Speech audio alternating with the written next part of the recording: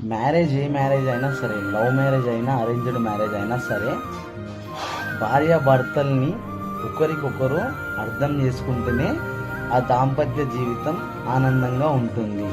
చిన్న చిన్న కొట్లాటలని ఊతద్దంలో పెట్టి చూసి మనిషికి మధ్య మనస్పార్థాలు ఏర్పరచుకొని ఆ బంధానికి విలువలేనట్టుగా బిహేవ్ చేస్తే సొసైటీలో మనకి వాల్యూ ఉండదు, ఇంట్లో సుఖం ఉండదు.